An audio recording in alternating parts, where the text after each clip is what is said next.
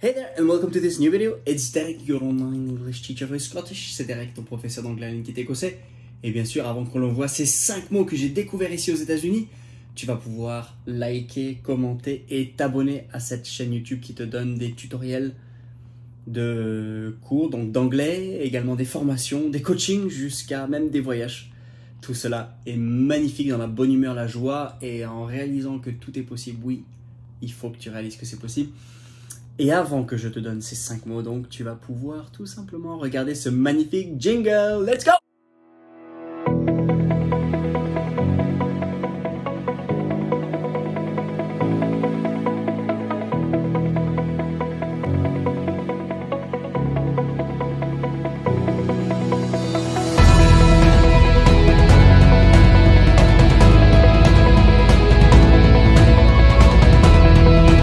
Comme tu le sais, je suis depuis quelques mois aux États-Unis. Je vais y rester encore quelques mois avec ma famille.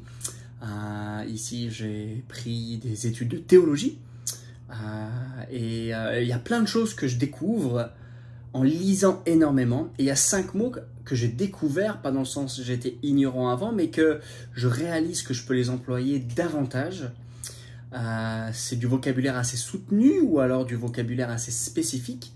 Toujours est-il, c'est qu'il y a une tendance que je réalise chez moi et chez les gens qui apprennent l'anglais, c'est de s'en tenir à un certain vocabulaire que tu connais et te dire bah, je ne vais pas faire d'effort pour aller étoffer mon vocabulaire, le grossir, en rajouter des mots. Et c'est pour ça que ces mots-là, je les intègre maintenant à ma liste que je veux utiliser régulièrement. Le premier, number 1, c'est I concur. Tu vas retrouver la liste en dessous dans la description. Je ne vais pas le mettre sur la vidéo pour justement pas que tu lises mais que tu écoutes. I concur. Donc I concur. Ça veut dire quoi? Ça veut dire I agree. On est d'accord. On approuve. Je souscris. En fait, c'est-à-dire je suis d'accord avec une personne ou avec un. I concur. Ça, c'est la première chose. Deuxième, c'est to epitomize. To epitomize. This epitomizes the truth. Ça veut dire, en quelque sorte, cela représente, c'est un exemple parfait de telle et telle chose, tel et tel exemple. Par exemple, on pourrait dire, je ne sais pas, New York epitomizes the American way of life, par exemple. Donc c'est un parfait exemple, ça la représente bien. Un autre que je trouve vraiment intéressant, c'est perspicuous. Perspicuous. Ça veut dire clair, c'est limpide. Okay? L'apprentissage de l'anglais, en quelque sorte, perspicuous. Tu sais ce qu'il faut faire, tu sais par où ça passe. Maintenant, c'est assez dense et il faut vraiment s'y mettre. Il faut avoir la mentalité, le mindset et ne jamais abandonner. Perspicuous, d'accord? Ensuite, caveat. A caveat, c'est un avertissement, une notification. Ça peut être un terme légal, mais c'est juste quelques avertissements. Caveats, avant d'apprendre l'anglais. Oui, ça va être intense. Oui, vous allez devoir sortir de votre zone de confort. Oui, vous allez des fois avoir l'impression de ne pas progresser. Mais non, vous ne devez jamais abandonner. Donc, c'est des avertissements, des synonymes de warnings. Le dernier mot, c'est to flesh out. Flesh comme la chair. Donc, to flesh out, c'est un verbe, c'est un phrasal verb. C'est-à-dire fournir davantage d'informations. Compléter avec plus de détails. I'd like to flesh out, bla bla bla. J'aimerais y amener plus de détails. J'aimerais fournir davantage d'informations.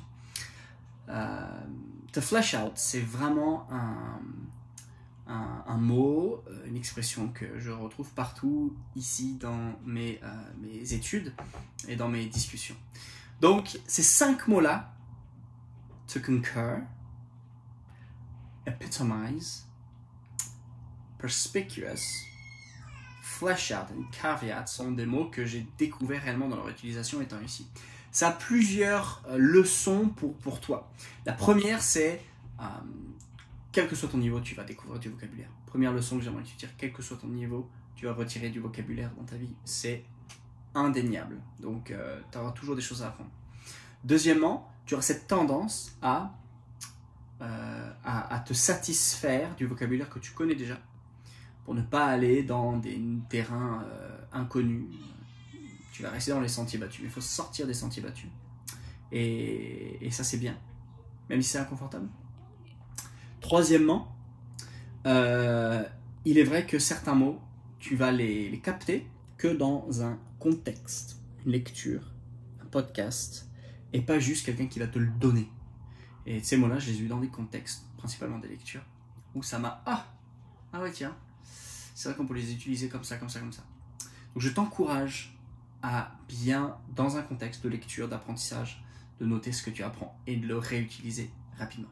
Voilà, j'espère que ça t'aide, j'espère que tu as appris plein de choses. Je te souhaite une très bonne fin de journée et n'oublie pas, like, comment, subscribe, aime, commente et abonne-toi. And I'll see you very soon. Bye bye.